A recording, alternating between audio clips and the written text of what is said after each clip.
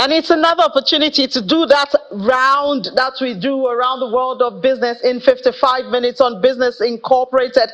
And for this episode of the program, this is what we have for you. We'll be assessing IMF projection for Nigeria, and the focus is on 2024.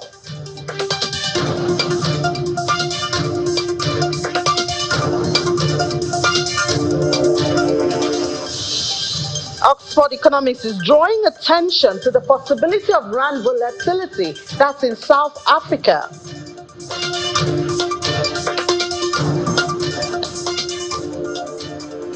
There's tension among the East African community. Trade tension is going on there. We'll get the details on the program.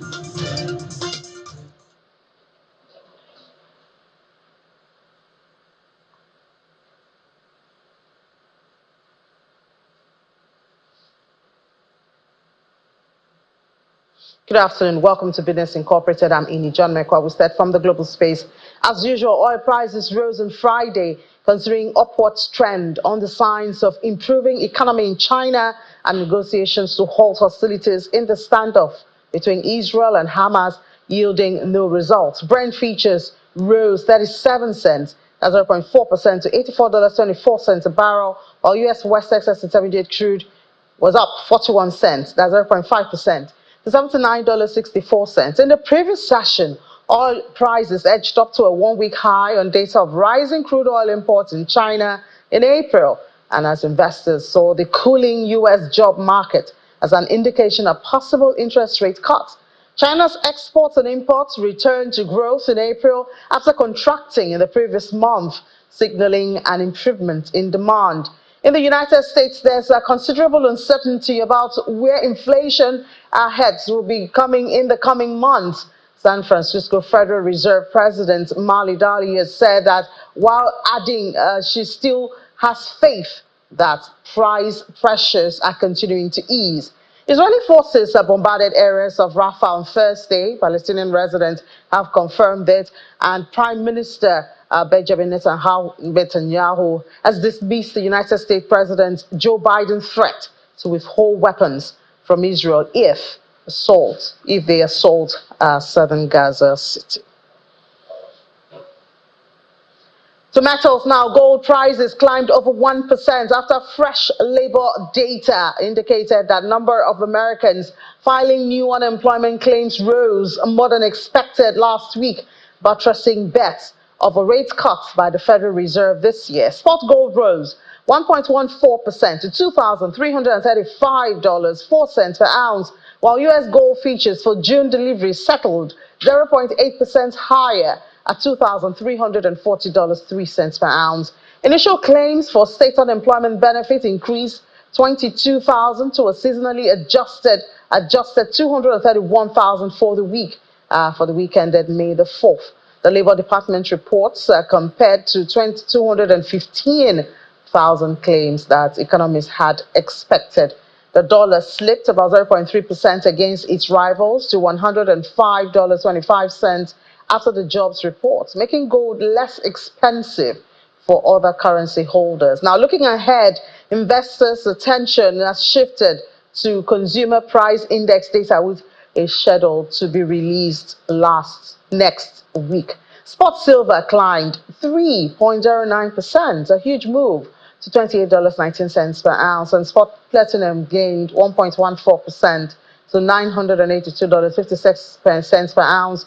Spot palladium rose also 1.8% to $968.48 per ounce.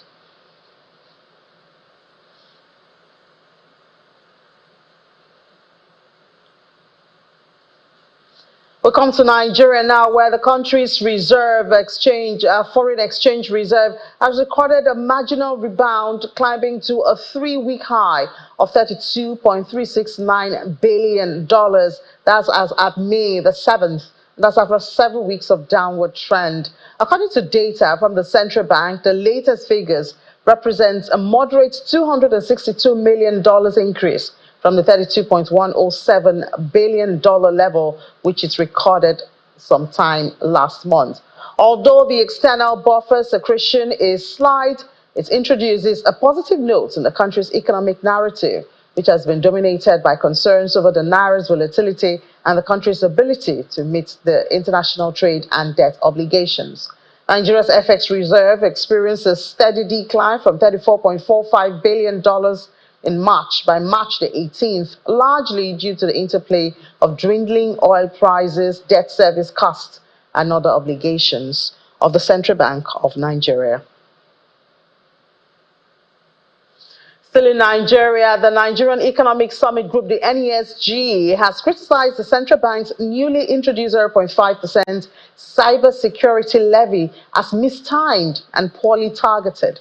In a statement released, the economic think tank group pointed out that in the midst of rising inflation, the timing of the cybersecurity levy is inappropriate given the current cost of living crisis and should be targeted at high net worth individuals. In its recommendations, the NESG asks the federal government to delay the levy and conduct thorough consultations until the Fiscal Policy Committee deems it appropriate to implement it. According to the group, the cybersecurity levy adds to the list of levies and taxes managed by financial institutions for the government, such as value-added tax, stamp duty, and electronic transfer levy.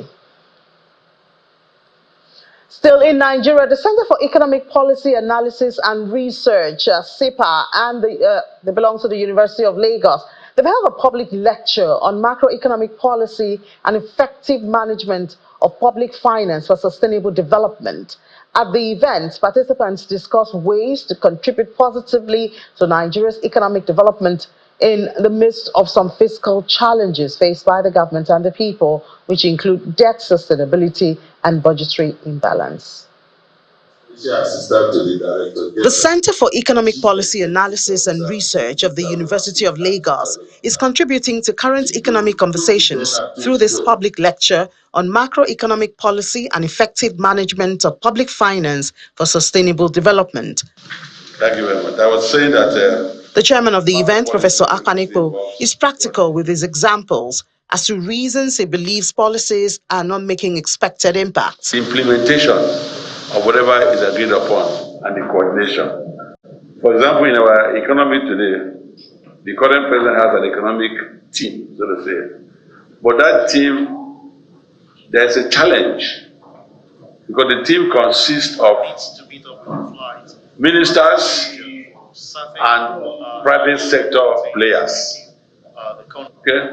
For example, the team, you have Otedola, you have Elubelu, you have Dangote, and so on and so forth, and you have ministers and some technocrats to discuss policy for the economy.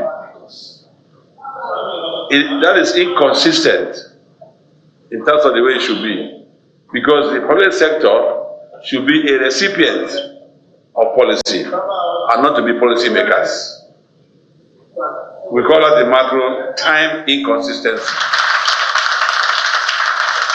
Other realities, such as the mounting debt of the country after the relief received in 2005, the components of the GDP, and how to improve the value, among other issues, were discussed, most of which have been captured in the essays in honor of Professor Ndubuisi Nwokoma. There are practice issues about government management of finance, about issue about Procurement Act. How do you spend money, granting of, giving up of contracts, so that there'll be efficiency in delivery for the ordinary man. So procurement issues, issues of revenue, issue of the budget, issues about the monetary consensus, or they're all in the book. We have policies in Nigeria, but if we don't adopt them, it will not work. It's like you have a very good pot of soup.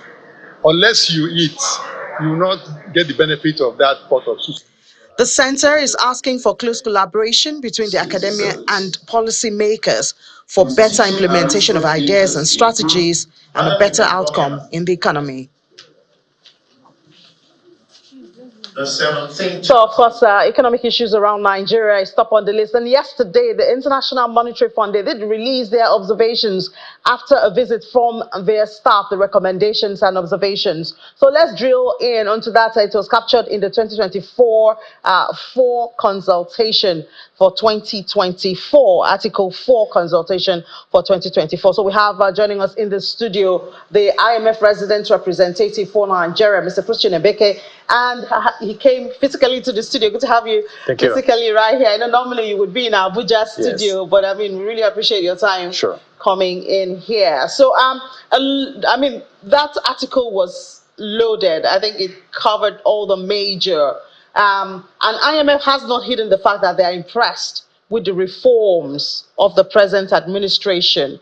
But I mean, I think the first thing would be, while you are impressed with the reforms, the people are not so impressed because of the impacts that the pinch that they're feeling from the time subsidy was removed and all of that. Do you think there was something that was missed out that should have been added to the reforms, or should have been done before, after the reforms, that would have reduced the hit on the people?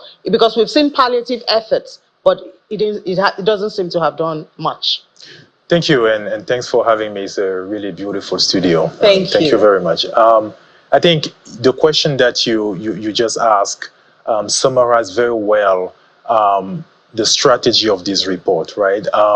So the starting point is that there is a new administration, took over a year ago, and that administration inherited an economy struggling with significant imbalances. Inflation was already accelerating.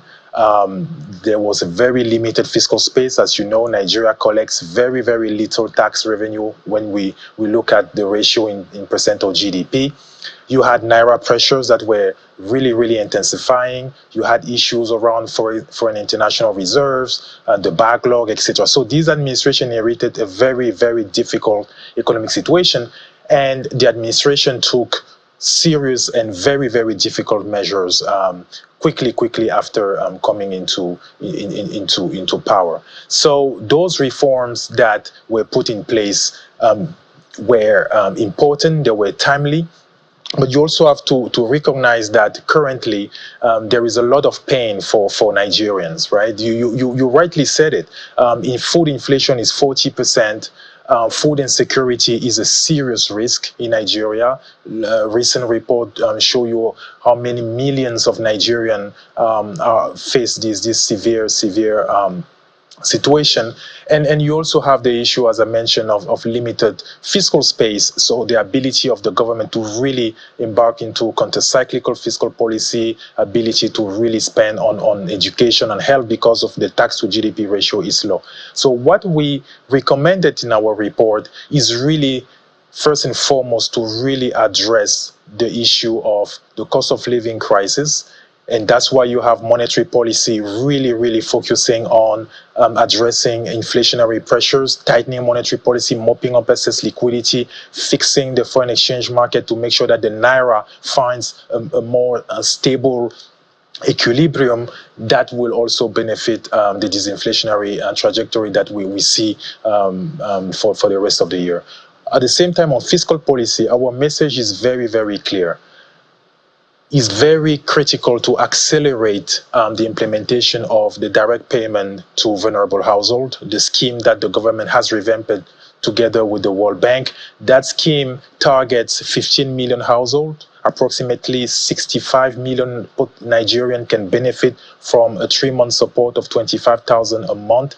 This scheme is very important. The way it was revamped includes digital tools so people can get money through their wallet directly. It also includes a proper identification of the beneficiary through identification number and so on and so forth. So accelerating that scheme, making sure that it becomes a blueprint for something maybe more permanent and bigger and agile down the road is very key. Delivering on social protection in Nigeria has to be one of the key immediate response to the social challenges that we see.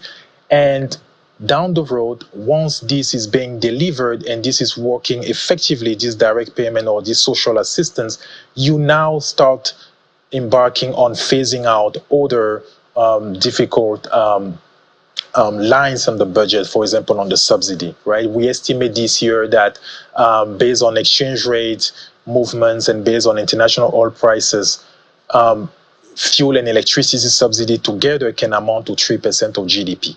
Remember, Nigeria last year collected around 9% of GDP in terms of taxes. So 1/3 of this amount is basically funding this costly subsidy. The issue with subsidy is that it's untargeted, it's not well targeted. Everybody benefits from it, including the rich. So moving away from untargeted assistance towards more targeted support to the population by focusing very much on the most vulnerable seems towards the most sensible recommendation at this juncture.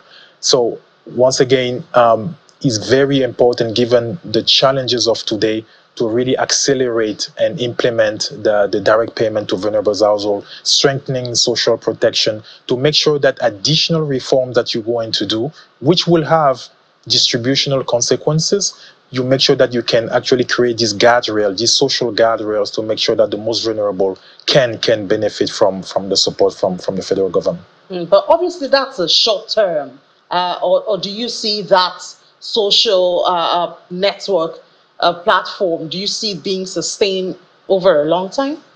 Very good question. In the report, you will see that we make a lot of effort to focus really on the sequencing and packaging of reforms, right? So there are reforms or measures that need to be put in place today because of the urgency of the situation. But that doesn't mean that you don't have a credible plan, a medium-term plan on all possible policy areas. In terms of monetary policy, we are pleased to see that the central bank is fully embarking into inflation targeting, meaning the focus now is really on addressing inflation, because really one of the cause of Naira pressures is the inflation differential between Nigeria and trading partners. So as inflation continues to be 30% or 40%, this is definitely going to fuel additional pressure on the currency, because the currency is losing value every day due to inflation. So the fact that the central bank is refocusing its objective on inflation is a very, very good policy, and this will take a couple of years to be really finalized. On fiscal policy, as you mentioned, the direct payment to vulnerable households is the most immediate policy priority of the moment on fiscal policy, making sure that we can reach out to those people who can not really thrive when the reforms are being implemented in the short run. But there is also a clear plan that we were pleased to see in the administration, the work of the tax committee, the committee on tax and fiscal policy reforms. That committee has a very comprehensive agenda on how to really raise revenues in Nigeria. And why are we insisting on raising revenues? It's not because we just want to see a better fiscal books or numbers. Is really because once the administration is able to raise more revenues, these provide the needed space to actually reinvest the money into education, into health, into infrastructure, into security. So raising revenues is the most sensible way to make sure that you can still provide to the population while maintaining less risky fiscal trajectory and maintaining debt sustainability. So this is very, very important. The same issue for the fuel subsidy, right? So this should be part of the plan. Right now, subsidies are costly. They take up a big part of the budget. But again, our recommendation is deliver on social protection first. Once this is working and the targeting is done and this system is working well and you can reach out to those who cannot really thrive by themselves, then you start phasing out the fuel and electricity subsidy in a manner that still protect the poorest and in a manner that ensure that the savings that you get from there are used again for what is really going to sustain long-term growth, which is security, education, health, infrastructure. What do you say to people who feel that it's good that the CBN says it's going to be targeting inflation, but perhaps it's targeting, it's approaching it wrongly because a lot of Nigeria's inflation seems to be supply push. So, for instance, if you look at food inflation, it's probably being pushed because of the supply, which is affected by insecurity. So if you focus on tightening, you may just be squeezing life out of the real sector because the real cause of inflation is still left undone. I think on these important issues and within the policy debate, it is important to remain driven by solid analysis. And in this report, we actually spend some time to try to understand what are the drivers of inflation in Nigeria and what are the drivers of currency movements also in Nigeria. When it comes to inflation, our analysis that you can find in the annex of the report clearly shows that loose financial condition, the persistent monetization of the fiscal deficit, the ways and means, the central bank financing of the fiscal deficit. These factors, the loose financial condition, loose fiscal policy, were actually one of the key drivers of inflationary pressures in Nigeria, right? It's also true that inflation is driven also by structural factors, including climate shocks, including other structural factors you may think of. But in the report, we clearly demonstrated that loose financial condition, deficit monetization were part of the big increase that we saw in prices accumulated over the years. So hence the central bank response, addressing the component of inflationary pressures that are coming from areas where the central bank has a comparative advantage. The central banks can tighten financial conditions, so that will reduce pressures on inflation. The central bank can also, together with fiscal policy, agree on terminating this strategy that was in the system for years, meaning the ways and means and the direct financing of the deficit by the central bank. This created just excessive money supply. So we had excessive naira in the system compared to the dollar that the economy was able to generate. And these imbalances between naira and dollar created this pressure on the exchange rate that ultimately, again, fed into higher inflation. So the bottom line here is the refocus on inflation by the central bank and the tightening of financial condition is the right approach in order to curb inflationary pressure. But still, this job cannot only be done effectively if it's only the central bank that is doing the job, right? So policy coordination with fiscal policy also is very, very important. Imagine a situation where the central bank is tightening fiscal monetary policy, but fiscal policy is very loose. So these two go into opposite direction, and that will not necessarily achieve the intended objective of stabilizing inflation and the naira. So we are pleased to hear that more coordination is being sought by the central bank and the Ministry of Finance. We see that, for example, the announcement that over time, this direct financing of the deficit will no longer be something that we will see, that they agree on terminating the monetization of the deficit. We also see a lot more commitment by the fiscal authorities to really, really raise more revenue and tighten fiscal policy in a way that is going to expand the space in order to redirect the resources into what is really needed for Nigeria, which is security, which is health, education, infrastructure. So I'll just do the final question as an opportunity for you to react to some perceptions. I know the IMF has seen this, and a lot of Africans feel that the IMF is not very friendly, to the growth of the economy, because some of the recommendations would be, increase taxes, take away subsidy and all of that. So there's some negative sentiment. I'm sure you're aware of that. What would you say to Nigerians or Africans with this impression about the IMF? I think, perception is something that you can't really control. Perception is based on people's personal views on things. I think it's very important just to put out there the facts and put out there solid analysis based on robust work that IMF staff do. And the fact that we are an independent institution focusing really on data, focusing on stress testing scenarios, and trying to analyze different ways of approaching questions, and also seeing example of what has been done in other countries with similar characteristics, etc. This is really the bread and butter of what we do every day. We have expertise because we also we have a larger membership, and we see reforms happening in many other countries, and we take lessons, and we also strengthen our policy advice in that regard. In the case of Nigeria, our advice again has to be very simple and very clear. When it comes to the issue of subsidy that you mentioned, our advice is very clear. You start with addressing and scaling up and accelerating a social protection system in Nigeria to reach out to who? The most vulnerable.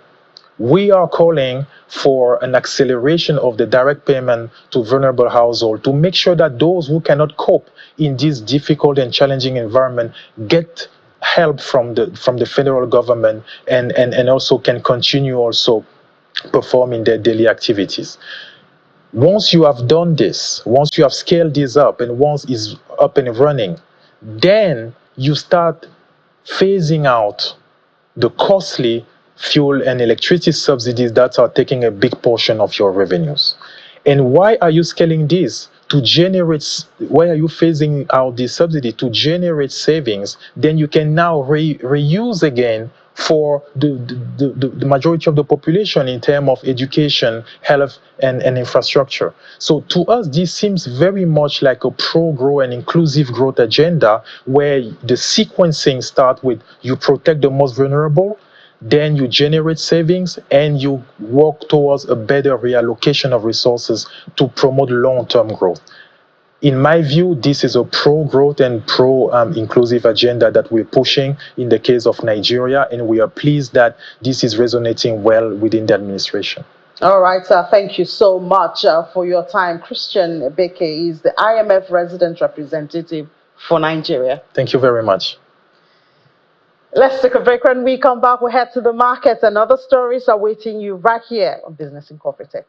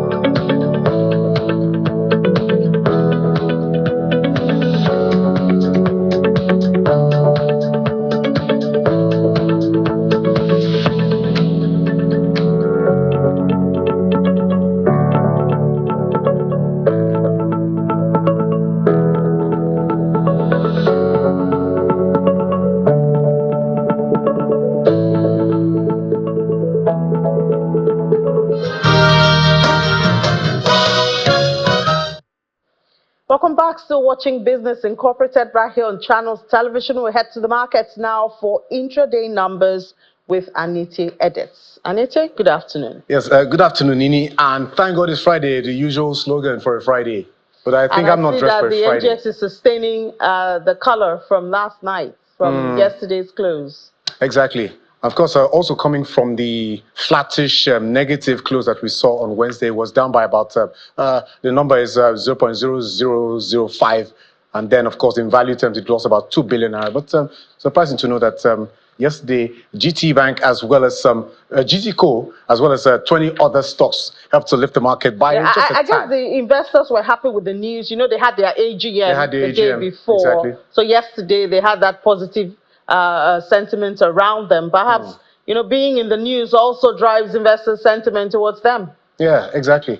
And not just that, investors also cheered the announcement that the GTCO will be has announced that it will be raising about more than $700 billion in capital raising. You know, with this recap, the raise to their recapitalization coming, which is the deadline is for next year, in 2 years' time. So this, and as well as other sentiments, is what is prying into this market and lifting Nigeria's stock markets from the lackluster performance which we saw in the start of the week. But it's a Friday, and then let's tell our viewers all around the world how the market is moving at intraday. As you can see, the numbers in the green, as we just mentioned, and of course the numbers will keep oscillating until 2:30, when the final numbers will be printed and released by the Nigerian exchange. But so far, 0.16% is the number, and 98,408.31 is the index point at intraday. Most likely might go higher or lower,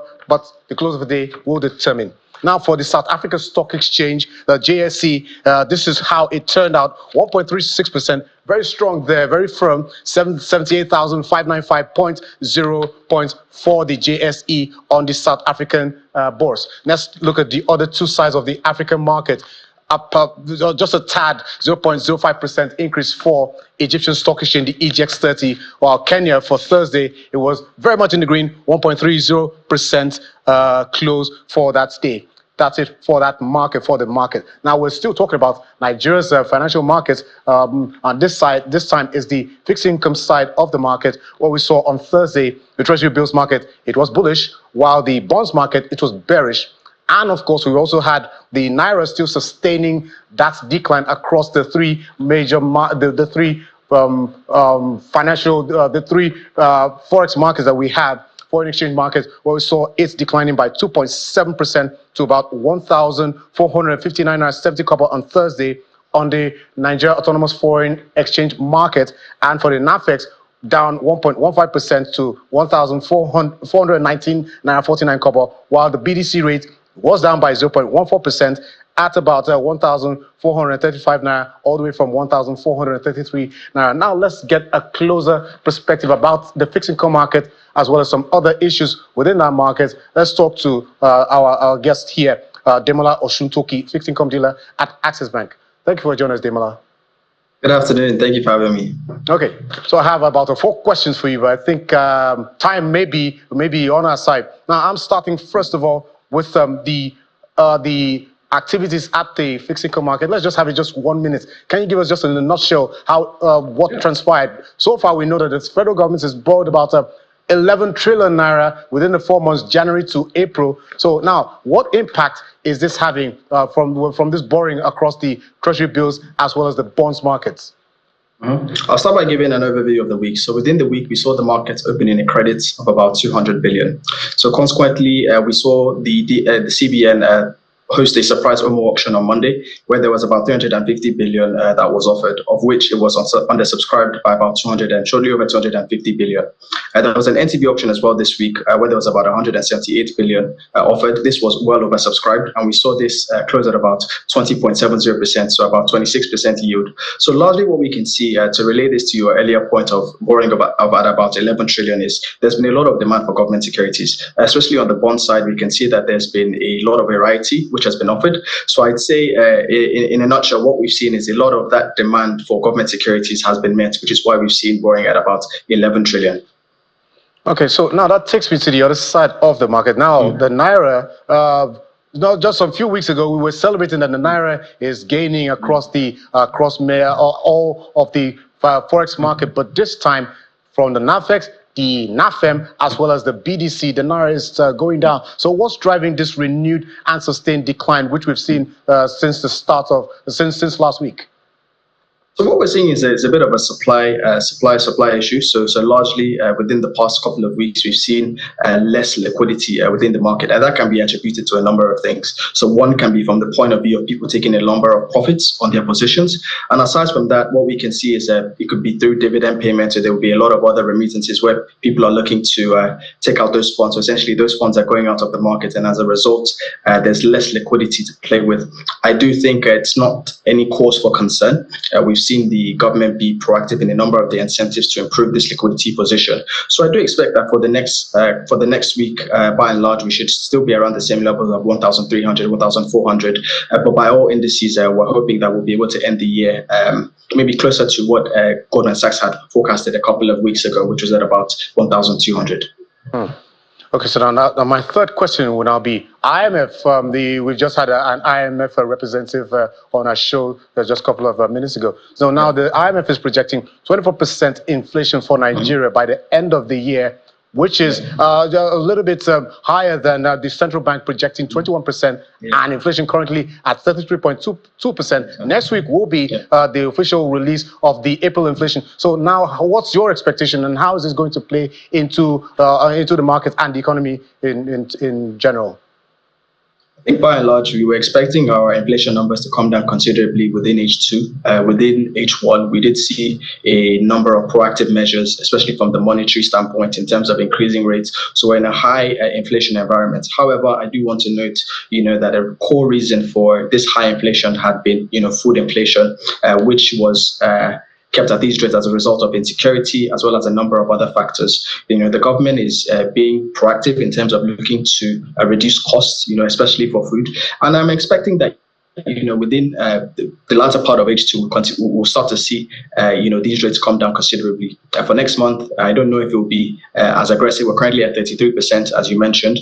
So I don't think there will be an aggressive reduction in this point. But what I do expect is towards the back end of the year, we'll start to see the benefits of a number of all these interventions from the government. So, and as a result, we'll see our inflation numbers come down considerably.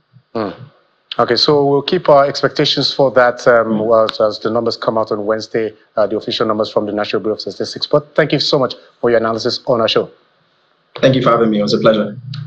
So that was Demola Osuntoki, fixed income dealer at Access Bank, with numbers from the fixed income market. Now let's talk about the Middle East markets. It's I wouldn't say bloody day, but let's just call it a negative day for many of the markets across the United Arab Emirates. First, the Abu Dhabi down 0.28%, more than 1/4%, while the Dubai FM also in the red, tracking that 0.10%. And this is coming in the midst of some corporate Q1 results released for that market across the Middle East there. So those two markets on the UAE in the red, as well as the Saudi Stock Exchange, very much down 1.41% in the red at about 12,284.41. Only the Qatari Stock Exchange was in the green, 0.10%, investors making some bargain hunting for stocks there. Now over to the United States, where we see the futures there coming very much in the green, and then it's coming on the day that the three averages had closed, they'd risen, particularly the Dow Jones Industrial Average, which has sustained a gaining streak for about 8 days, and is very much going to finish the day with projections into a winning streak. It's longest since a 9-day run, which was seen in December last year. And this is investors have been much more optimistic lately about the Federal Reserve's indication that it would be moving towards a rate hike, and then pointing to a cap on interest rate that could have a bullish outcome for the equities market. So this is it for the Dow Jones, the S&P, and the Nasdaq futures as we speak today. But for more details about the activities on Wall Street, let's bring in our Washington correspondent, Maria Bird. Stock market was in an upward swing on Thursday as the Dow Jones was up at 0.9%, the S&P 500 up at 0.5%, and the heavy tech Nasdaq up at 0.2%. The labor market is showing some cooling off, and it's also clear that this could be a sign that the Federal Reserve could show cuts in the fall. This has many investors hopeful as they saw the real estate market showing some signs of an upward swing. It is also clear that many investors are watching to see what the coming days and weeks ahead will mean, especially as the U.S. economy begins to cool. And as we look at jobless claims are a bit higher, but not enough to make the Department of Commerce a bit concerned about the jobless claims. This could mean that the U.S. economy is stabilizing, and we could see some more stabilization in the next days and weeks ahead. Washington correspondent Maria Bird with the numbers from Wall Street for Thursday. And finally, let's take a look at Asia markets, where we see the markets, it was mostly gains, and they're tracking the gains on Wall Street overnight. Well, of course, the markets across Asia are closed for Friday. Now, Japan's Nikkei, although the gains here was led by the Hang Seng of Hong Kong, it was up by more than 2%, 2.30%, while for Japan, it was up by 0.41%. This is coming amid fresh data, which shows that the country's overall household spending in March fell by 1.2% year on year, which is less than the 2.4% expected, according to a Reuters poll of economists, while on a month-on-month, it was up by 1.2%. So that's it for the Nikkei, but the Kospi was up 0.57%. On the other two sides of the market, we see the Shanghai as well as the Australia's ASX 200 very much in the green. So that's it in a nutshell for the market for the close of Friday, as well as intraday for other markets that we track. All right, Aniche, thank you so much for that. Pleasure. All right, let's move on now, and we head to Berlin and see what's happening. Something is happening with the war going on with Russia. Well, that war now is about 3 years, and the situation for the attacked country, that's Ukraine, remains terrible. We've seen promises of aid and some fulfillment, but Kyiv needs more financial and military aid to continue its defense. The EU has gone up with a plan. Lars Holter joins us now. He has the details of that plan. Hi, Lars. Good afternoon. So what's Brussels doing next for Ukraine?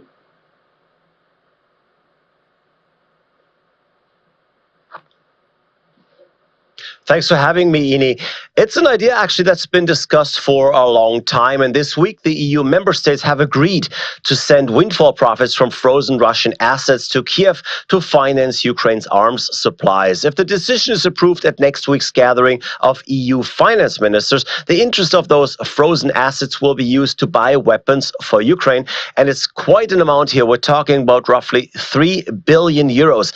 EU leaders are thrilled over this idea. European Commission Chief Ursula von der Leyen said, quote, there could be no stronger symbol and no greater use for that money than to make Ukraine and all of Europe a safer place to live. And European Trade Commissioner Valdis Dombrovskis has said Russia will this way pay directly for its crimes. So I wonder what Russia is saying about this. They would ask, where is their money? So this is a little complicated. Let me explain. In the wake of Russia's invasion of Ukraine in 2022, EU countries froze hundreds of billions of euros worth of Russian assets. And that could be foreign or even cryptocurrency holdings. That could be government bonds from other countries. It could be shares of foreign companies and similar investments. Now, much like every other central bank, the Central Bank of Russia had stored much of their reserve assets abroad. And those assets have been frozen, which means the institutions holding them for Russia aren't allowed to move them. Now, of the approximately 300 billion euros worth of Russian assets, some 200 billion are held at Euroclear, that's a clearinghouse in Belgium. And when coupon payments on Russia's assets come due or when bonds are redeemed, Euroclear puts these proceeds into a bank account. And this account now is home to about 132 billion euros, and it's obviously earning interest.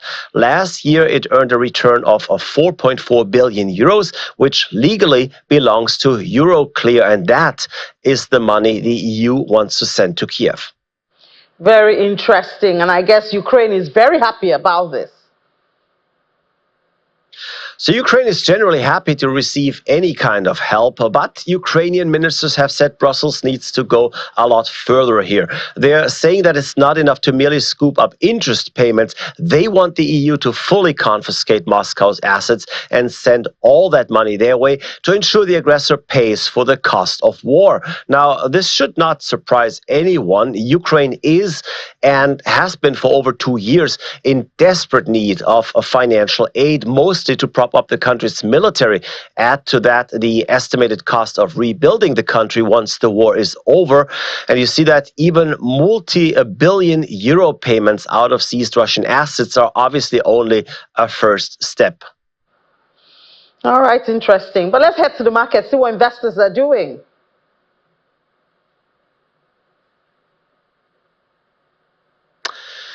Yeah, after the holiday in Germany, we're having a look at whether the DAX can hold on to its recent record high. However, there's not too much in terms of news out of Germany now on this last trading day of the week. There's a lot more data coming out abroad, including the US later in the day, where we're looking at consumer confidence. Oh, and the British economy has exited a shallow recession with better than expected growth in the first quarter. Gross domestic product there expanded 0.6% in the first 3 months of this year, mostly on strong growth in service industries as well as car manufacturing. All right, Lars, thank you so much, and do have a great weekend. Let's move to South Africa now, where, according to Oxford Economics, the possibility of an African National Congress and Economic Freedom Fighters coalition could have significant ramifications. Experts project that such an alliance could potentially see the South African rand reaching 21.5 rand against the American dollar, triggering inflation and fuel price hikes. These predictions form part of new research from Oxford Economics, which released the second of its 4 scenarios for South Africa's general election on May the 20th. Meanwhile, economists say investors are concerned about the policy continuity. For most investors and businesses, this uncertainty mainly relates to policy continuity. In other words, should the ANC lose its outright majority, could that mean a change in the general policy direction and approach? Our view is that the ANC will get enough support in this upcoming election to ensure continuity after the elections. Some investors have argued that there is a risk of physical unrest and protest action.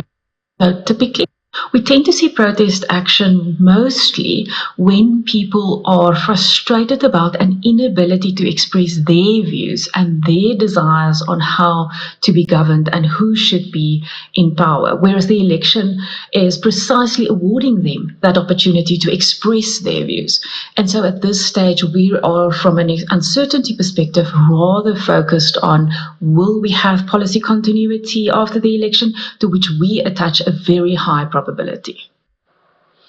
And the IMF has really been busy. So apart from the article on Nigeria, they also have another one on Zambia. And this is after a team led by Ms. Vera Martin visited Lusaka from April 24th to May the 7th to discuss economic and financial policies that could underpin the approval of the third review under the extended credit facility supported arrangement. At the end of the mission, Ms. Vera Martin issued the statement noting that the Zambian authorities and IMF staff advanced technical work as part of their discussions for the third review under the extended credit facility.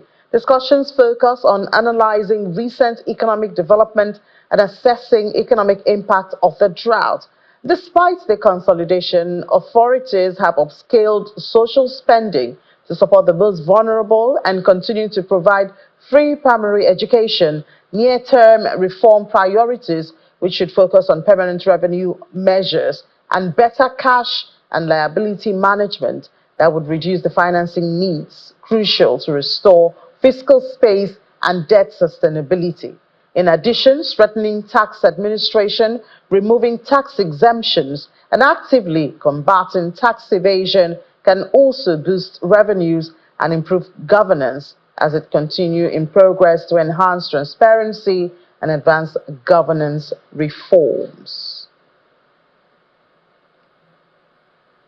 Tension now as Ugandan authorities have jailed 4 truck drivers for 2 months and imposed heavy fines on South Sudanese fish traders, escalating tensions over trade protocols within the East African community. Last week, 6 trucks loaded with salted fish from South Sudan and destined for Democratic Republic of Congo were detained at the border for failing to comply with a newly implemented set of regulations mandating specific packaging and processing standards for fish export to EAC member states. The traders have, however, contended that they have not been well educated about the new requirement. Traders criticized the Ugandan government's decision as unjust and warned that it could undermine the principles of free trade in the EAC nations.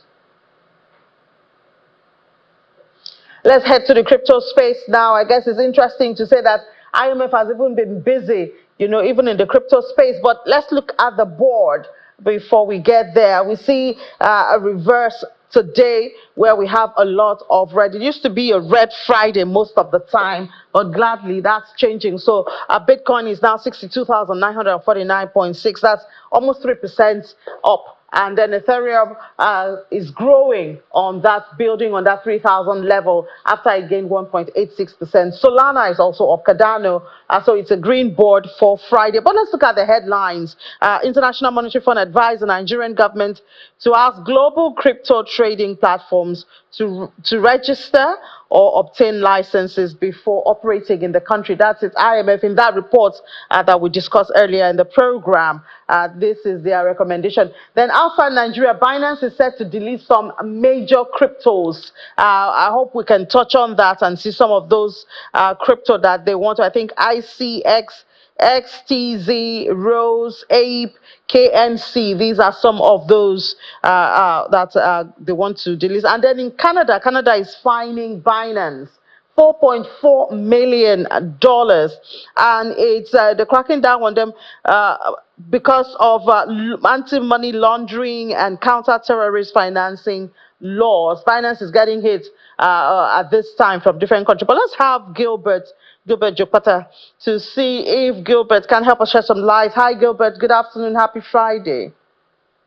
Yeah, greetings, Mrs. Sini. Great to be here. Good to have you. So, IMF is advising that the government in Nigeria should register and give licenses to platforms. I guess we've been talking about building up local platforms since it seems Binance is getting hit, at least in Nigeria and now in Canada. But I don't know, the crypto community, what are you guys talking about this?